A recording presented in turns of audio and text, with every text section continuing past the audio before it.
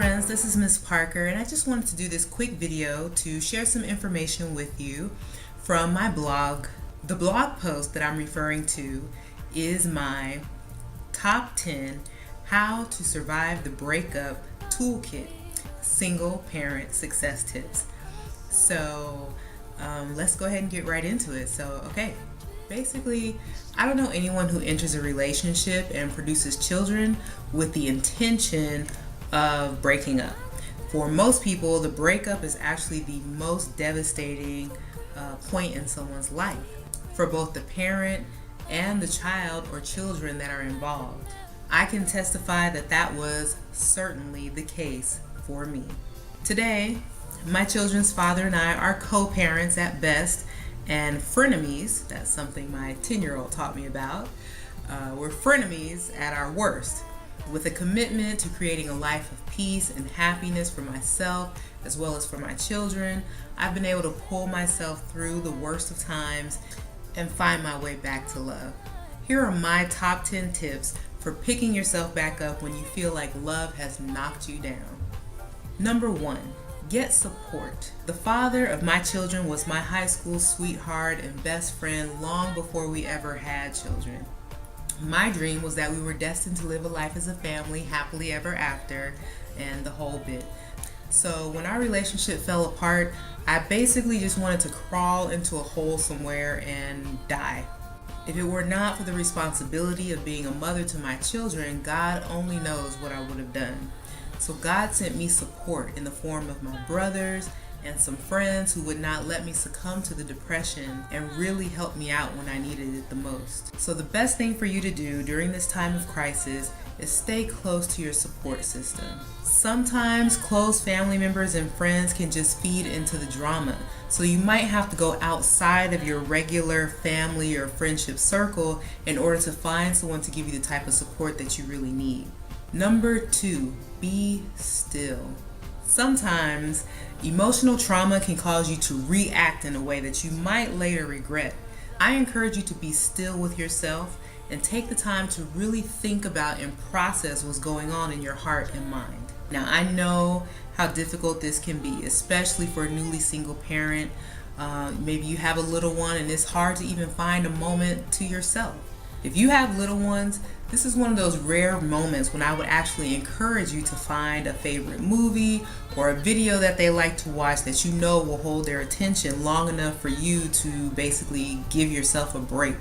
So go ahead and fix them a snack, set them up with their favorite video, and go find yourself a quiet place where you can have some private time.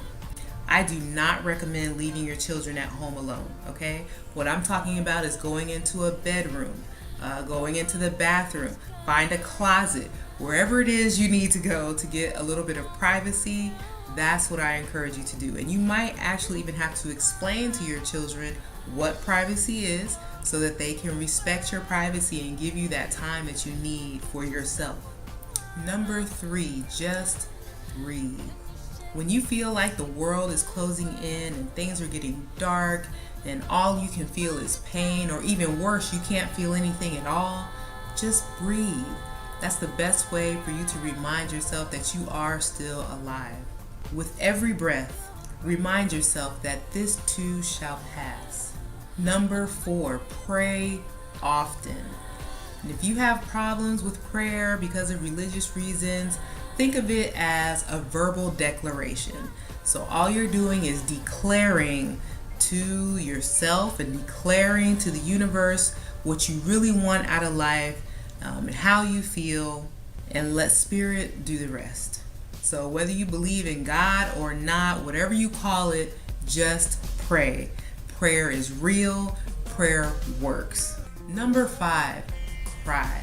Letting your tears flow is a great way to release the pain. Peace and happiness truly do live on the other side of the pain, and the only way to get there is to let the pain go.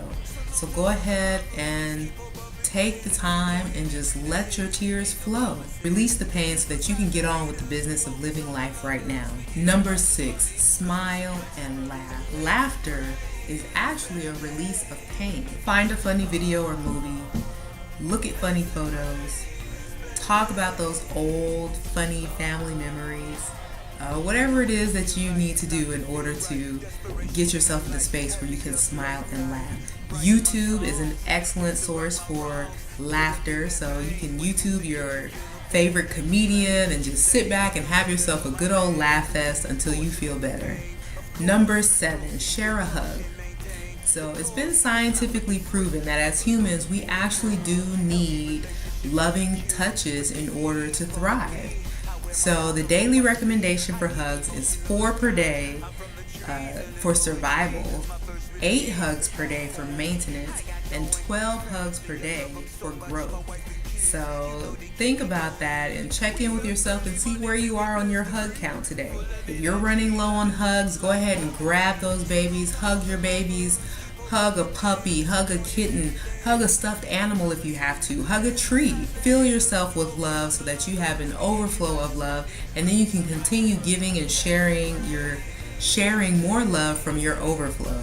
Number 8, avoid negativity at all costs. Now, I know how hard this can be, especially if you're in the middle of the breakup situation, okay? I've been through everything when it comes to breaking up with another parent.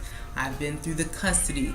I've been through police issues, restraining orders, the other woman, other children involved. His mother hates me. My children choosing sides and saying they'd rather stay with their father. I've been through every experience that could really trigger a negative emotional reaction. What really helped me put my feelings aside and stay in a positive space is looking into my children's eyes and seeing what all of the conflict and drama was doing to my babies, you know. And I decided that for me, it was more important for my children to be happy. That was the most important thing. So anything that I was feeling and anything that I could do or sacrifice in order to make sure that they would continue to be happy, that's what I was willing to do. And I continue to maintain that commitment to this day.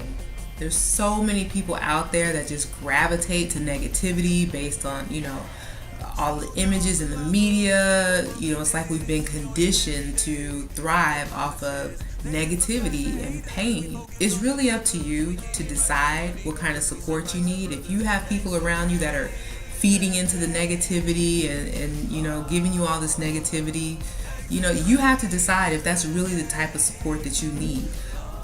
I would encourage you to learn to walk away. Walk away from the arguments. Don't even involve yourself. Get rid of all those old bad habits and negative people in your life so that you can stay in a positive space. Number 9, keep moving. Don't let this temporary situation define your entire life and prevent you from achieving the greatness that you came here to achieve. Focus on your goals. And if the broken relationship was one of your goals, focus on creating some new goals. You owe it to yourself and to your children. Never give up, never give in, and never quit. Number 10, create happy memories. Despite what your situation may be, focus on each moment being an opportunity to create a new happy experience for your children. You can help by filling your children's lives with an abundance of positive experiences. Fill your children's lives with so many positive experiences that they will begin to wash away the negative experiences. Think of it as in mathematical terms. -2 + 3 equals a +1. Okay, so that illustrates for you how adding more positive experiences will begin to outnumber the negative experiences. So there will be nothing left in their hearts and minds except for positive memories. Emotional healing, like everything else in life, is a process. The good news is it can be done. So hopefully these tips will serve as tools to help you move through this difficult time in your life so you'll find your way back to peace and love. If you have any questions, comments, anything you'd like to share, feel free to leave a comment below. Connect with me on Facebook. Connect with me there. And I wish you all of the best. I wish you all success, peace, blessings, and love. Maintain the course. It's not for the swift, but for those who can endure. Healthy relationships is a cure for this.